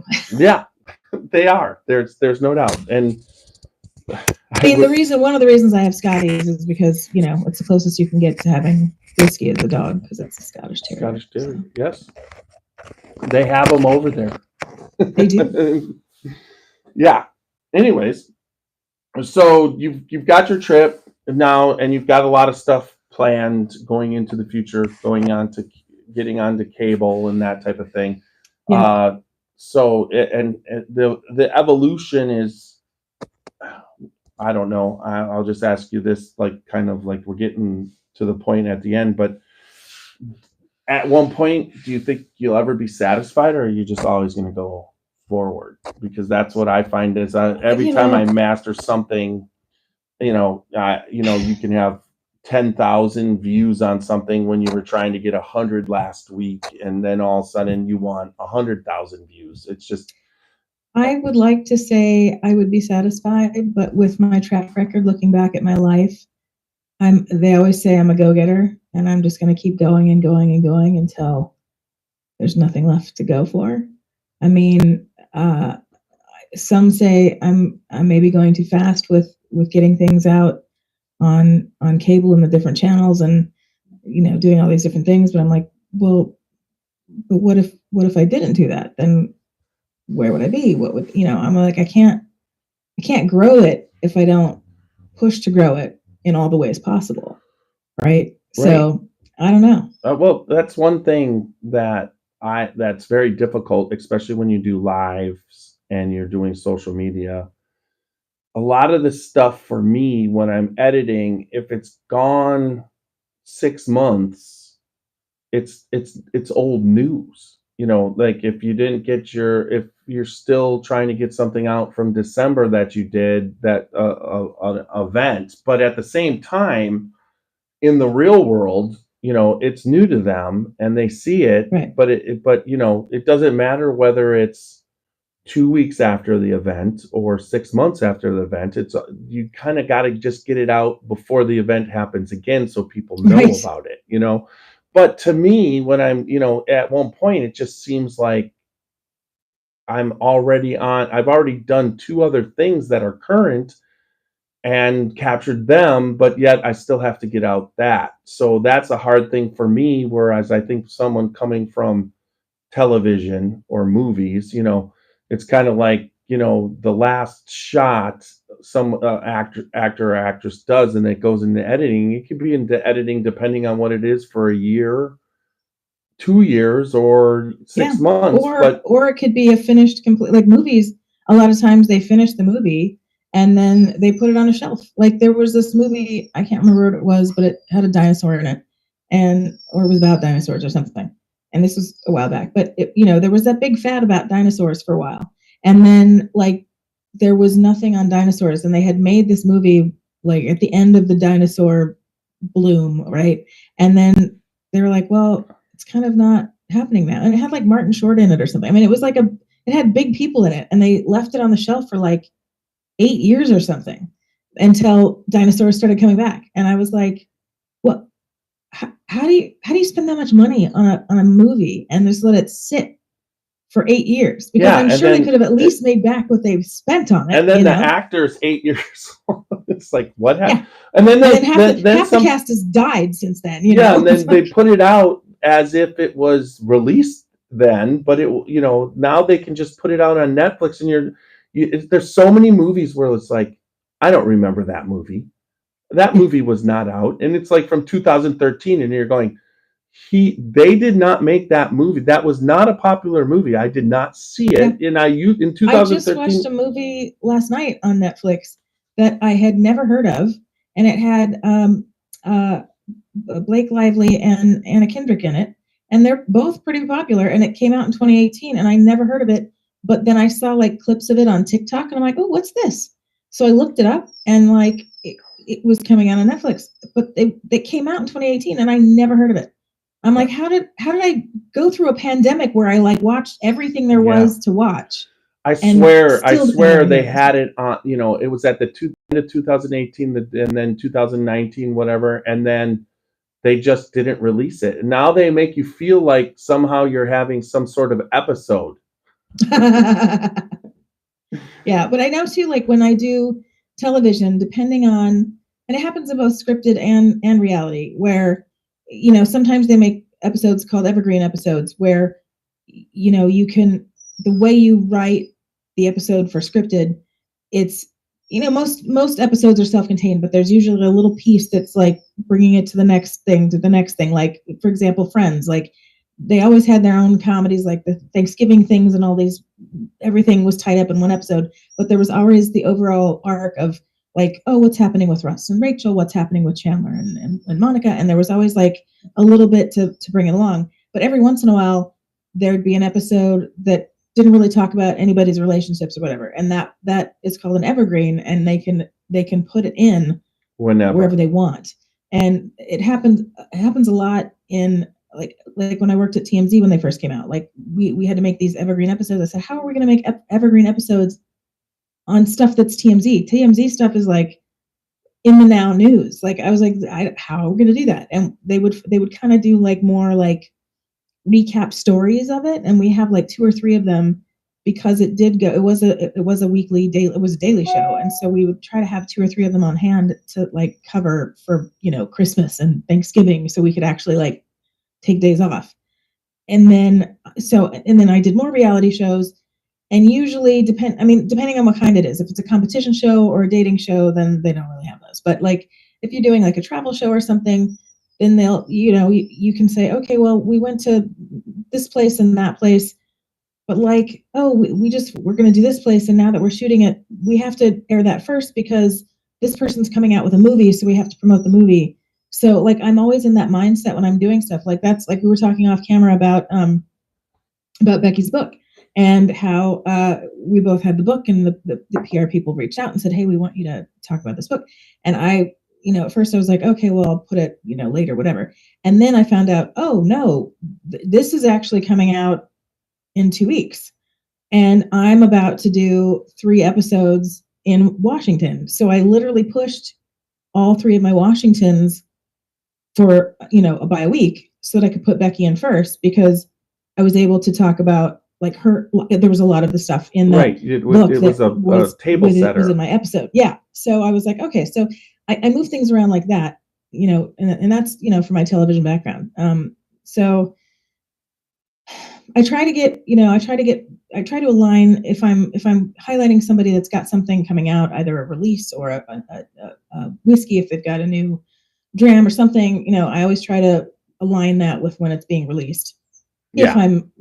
If I'm able to interview them. Well, what's really hard is that I'm getting so much whiskey from people that people get in line, and when I have a lot of guests, so then some of the releases, and I get the whiskey, like for instance, that it's already sold out, or it's, whiskey can, be the hot thing. So I stopped trying to do so much of the newest releases. I try and focus on some of the more exquisite releases, but I don't, I could do a million podcasts just on Elijah Craig barrel proof releases. I mean, they release 3 a year, and in the way that the time moves, it would be like you're always doing Elijah Craig barrel proof. Yeah, no, I mean, I'm talking more like when you have a brand new distillery and their first release is out, or if you have a distiller that just moved to a different distillery and his,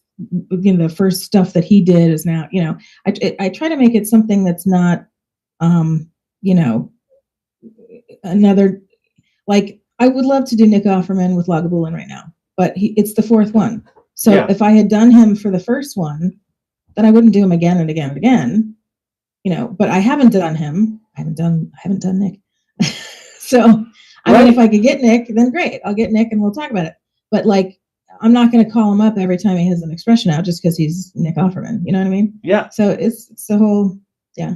Well, the only people that Greg Schneider's such a good supporter, so he half the time just jumps on podcasts. Like he's like, send me the link so he can correct me or whatever. So I'll do that. But also, the Spirit of French Lick is our sponsor. So I anybody who sponsors us, Rosewood Bourbon now with Jason Giles, I try and have them on at least 3 times a year, because they're the sponsor. So it just makes sense to give them a little bit more airtime than everybody else. Right. And I take them on sponsors knowing I like their whiskey. I don't take on sponsors that I would never do that. It's not just about money, that type of thing. I would have to enjoy their whiskey to do that. So it's not hard to have them on because you're talking about something that you like. So those are the kind of things. So, all right. I mean, it was a good night, and I enjoyed this. Anything else you want to add to promote yourself? Anybody who hasn't, gosh, I turned red from my one little drown there. Anybody who hasn't seen the show yet, barrelwormchronicles.com, and we're on YouTube, we're on Spotify, Zencaster, Google, all the places, Apple, Amazon, Overcast, like all the places. If you want to watch us, you can go to our website, you can go to YouTube, you can go to Zencaster or Spotify, and then soon you can see us on cable if you are in the Big South region, which I believe is basically east of Texas and South Virginia and South minus North Carolina and Florida for some reason. I don't know why those two aren't considered. But anyway, if you have Comcast in those areas, take a look on Galaxy Global TV. We're a video on demand also, so you can see us there. And we're gonna have a good time. And the Cocktail Guru podcast, the other one that I do, that one is currently up on the Galaxy Global. Yeah, that's it. And then join me this September in Ireland. We've got 16 seats left. Excellent. Come on board. All right. I would strongly, if you want to get to Ireland, I would strongly suggest going with Kerry. She has connections. She's been there. She knows whiskey, so especially Irish and Scotch, right? So that is my blood. Yep, definitely. So, all right, everybody. I'm Tiny of the Scotchy Bourbon Boys. www.scotchybourbonboys.com for all things Scotchy Bourbon Boys. Check us out on Instagram, YouTube, Facebook, and X. And then also we are on the major podcast formats, Apple, Spotify, iHeart. All the ones I said. Yep. We're not on Comcast. So there you go. You got us there. And so talk. Remember, good bourbon, good whiskey equals good times and good friends. Don't drink and drive. Make sure you drink responsibly and live your life dangerously. Little Steve-O will take us out. Thank you so much. Uh-oh. Or maybe he won't. He will. Right. I just didn't know how to double click.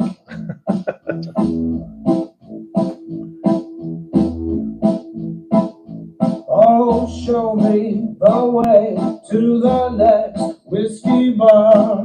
Oh, don't ask why. Oh, don't ask why. Show me the way to the next whiskey bar.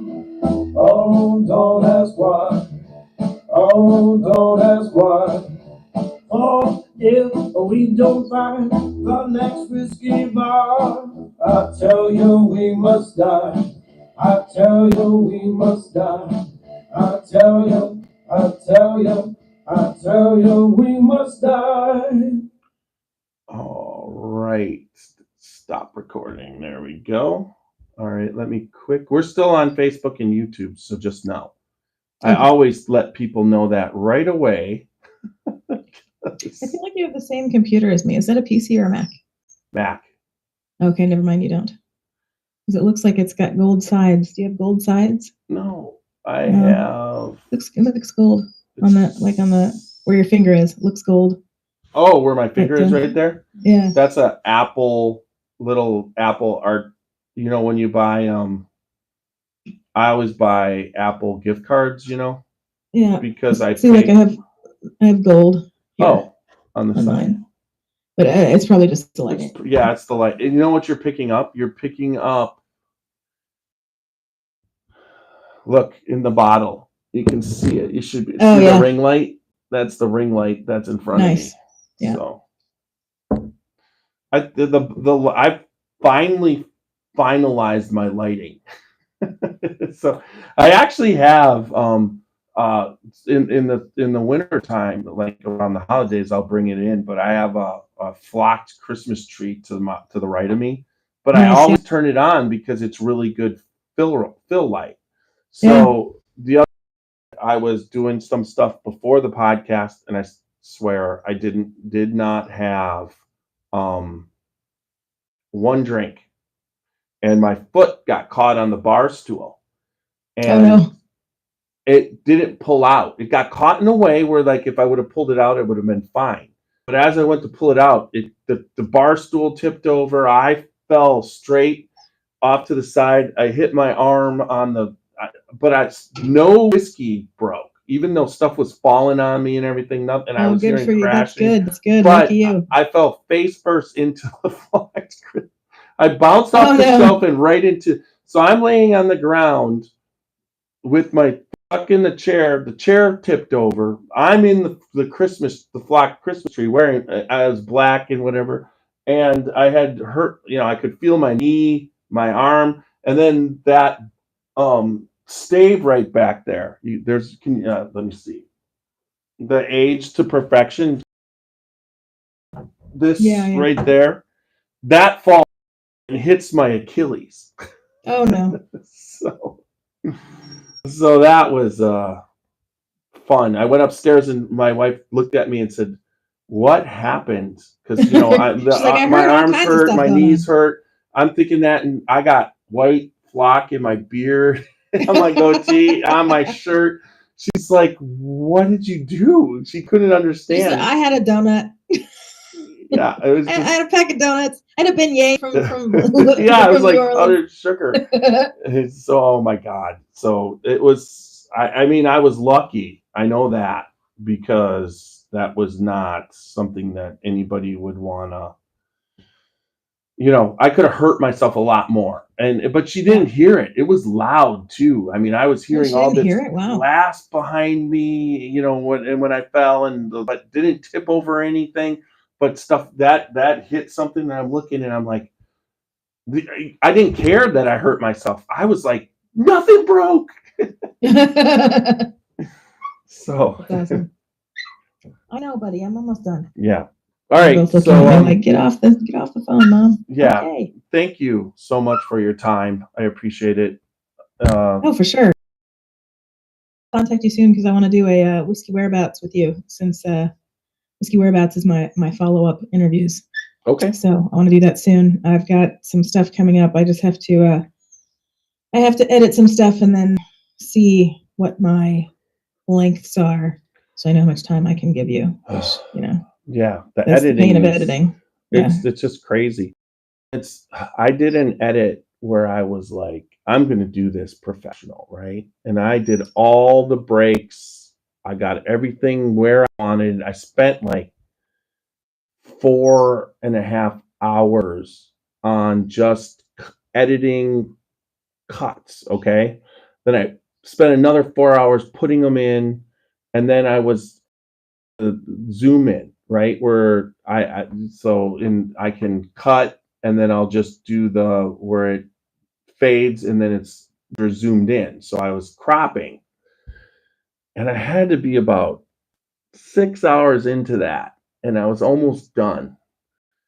And I had done one right before this one, and when I did the saving, it took like 5 hours to save. Oh my God! What do you edit on? I do it in iMovie. Okay. So, but it took so long because I had so many crops and so many close-ups and back out and in and put it out so I was like, but this one was probably triple. Wow. So I was getting ready and I was almost done and my whole computer crashed. Like, that's too much work for me. Sorry. Oh, it said, and it just was, and it was gone. It wasn't like, a lot of times if it'll crash, it's saved, right? But I must have took the memory to where the computer ran out of memory. Wow. That's what I could think. That's all, because it was full anyways and whatever. So I went out and bought a Mac just for editing. So that's what I have now. I'm a PC. I know I'm an anomaly, especially in LA. But I grew up in the and it was mostly PC back then. I mean, even though that's where Apple was located. And they always say once you go Mac, you never go back. Not true, because I worked at a company and I was in-house at the company for a whole season, and I had to use an Apple. And I bought myself an Apple in 2004. I got one of the first Mac Minis, and I had it built the Macs you could do so that I could use Final Cut Pro 4. That's how old this was. And I used it only for that. What year was and that? then that was 2004. And then I still had a PC that I used for everything else, but I had to use Excel so much at work, and Excel would not play nicely with Mac until, I don't know, 5 or 6 years ago when they because it wasn't available on Mac. And so I just got so used to PC. I was like, I use DaVinci. DaVinci's good on both. I used to have QuickTime, but they did away with that for PC, so I don't have that anymore. But there's so many things that I use that is available on both. So I'm like, well, why go to Mac now? Because then I just get confused. And then I'm also an anomaly because I'm an iPhone and I'm a Mac. So I get really annoyed when people text me links that are or text me like project files and stuff. I'm like, I can't do a project file on my phone. Why are you texting it to me? You can just open it on your computer. I said, no, I can't, because I'm an iPhone and the PC, and iPhones still don't allow you to have the cross-platform. You can have an Android to a PC, you can have an Apple to a Mac. I mean, if an iPhone to a Mac, but you cannot have an Apple phone to a PC. So I'm always like annoyed, and I keep telling my editors, stop. Like, one of my editors is a PC editor, but she's Android to Android, so she still does it. And then my other editor is Mac, and he definitely is sending me like finished things to my text. I said, I am not going to open this on my phone. Will you stop texting it to me? Because then I just have to send the text to an email. I was like, you're sitting at your computer. But and how no, the mail interface to the text interface. No, even the text. Let's just say it's on his phone, right? And he's trying to text it to you. There's on a Mac phone. It's almost no different to email someone or text them. It's green button or the blue button, and then you just put it like copy paste in the thing, and type in okay. So he doesn't have. So he must not. You have to type in the email address, right? Opposed to just go to your name. To click my name, yeah. But that's the ultimate lazy, especially if you know. Because, for instance, I send. Are we still live? Because he might be watching. I can take. He's not watching. He's not watching. The one thing, I have to, because I send the Zoom invitation. Some people like it on a text because they're using their phone. Some people want it on an email because I don't mind it on Messenger because I have Messenger on my computer and my phone. Right, so but yes, Facebook Messenger is the other way. Yeah. So I can. So that doesn't bother me because I can open that either way. But I can do all of them. Send it through Facebook. I do all of them. I still haven't figured out how to do it easily. I don't know why the calendar with Zoom doesn't. It'll make a Zoom calendar event, but when you make it in the calendar, it wants you to type in the invitees' email addresses. Yeah. And it doesn't like autofill the email address. You have to type the whole thing, right?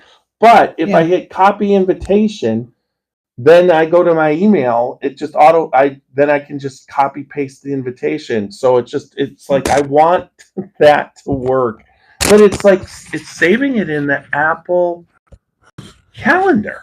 It makes no sense. I don't know. I mean, I was watching the news a couple weeks ago, and Apple is being sued by the government because they're making a monopoly. And I was like, yes.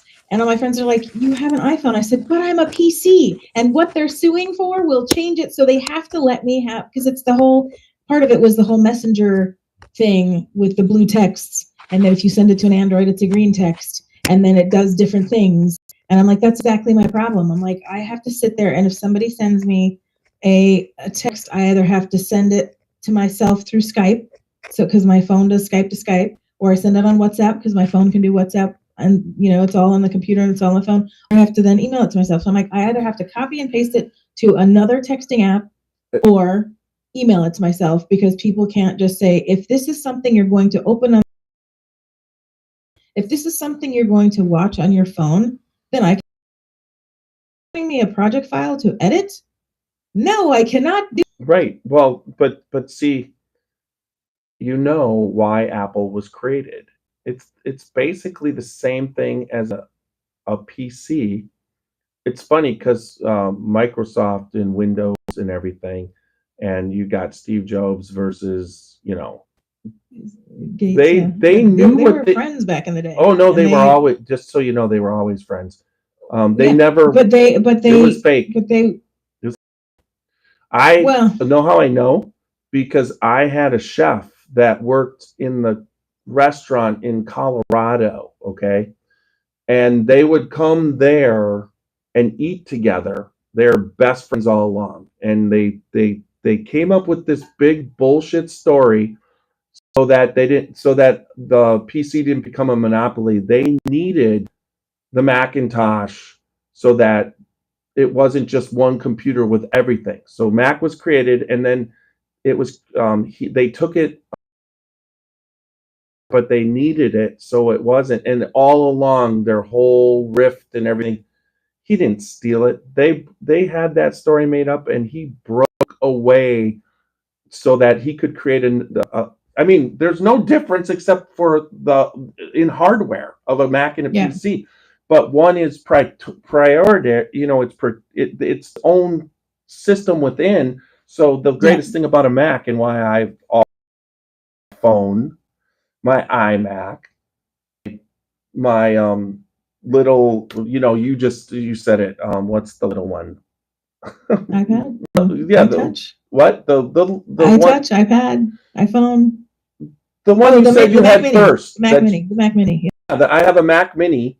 That's what I finally did. I have 3 iMacs that I've evolved through. I've got a G5, which was the silver one from 2004. Yeah. That was because I was in art. Okay, that was when I was doing high end finished artwork and everything. I wasn't doing video editing. But now I bought the Mac Mini so that I could do the editing, and it's been working great.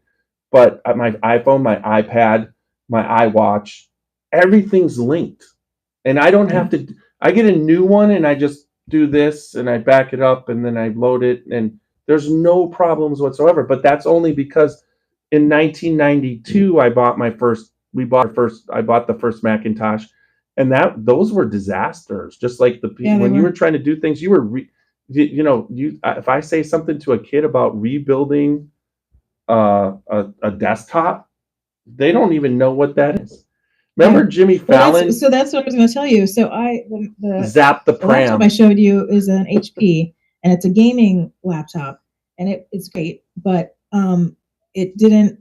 I didn't have it built to specs. So like, there's things that I needed it to do, and like exporting stuff would take an hour and a half, 2 hours, whatever. Well, then I had a secondary monitor that was a travel monitor that I had plugged in, and the monitor went bad, but I thought the port went bad. So when I brought it to the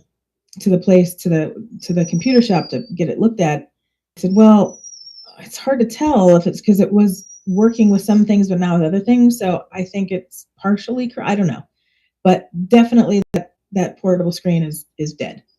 And I said, you know what? I need something that's going to be super powerful for DaVinci, and I need it to do what I need it to do. And I don't want to keep overpowering my laptop, because my laptop is also what I use when I get hired to do jobs and I have to go places, and I can't have it like break on me. So I said, I'm taxing the laptop. So they took the DaVinci specs, and I said, I need you to do all this, but bump it up a notch, so that when the next thing comes and says, well, now you need this, this, and this, it'll already have it. So I have this giant tower, a PC tower with all the lights, and literally all the lights, because they used to. So it's over here showing rainbows at me. But yeah, so and I have 2 giant screens, and now when I do an export out of DaVinci, it's like 5 minutes. I'm like, what? I was like, that's fast. So now the only thing slow is the upload, through the internet. Which, by the way, in Ireland, if anyone's still out there listening, I had to upload my other podcast while I was on the road. And I was like, oh, good God, I'm going to be at a hotel. And, in America, when you're at a hotel, the internet's terrible. And like, if you're lucky, if you can download anything, and if you want to upload anything, good luck. So I was like, I don't even know if I can do this. This is crazy. And I wasn't even in my room. I was in the hotel restaurant, and I logged in, And I said, okay, upload. And I was having a meeting with the PA that I had hired locally we were about to go to Titanic and do some stuff.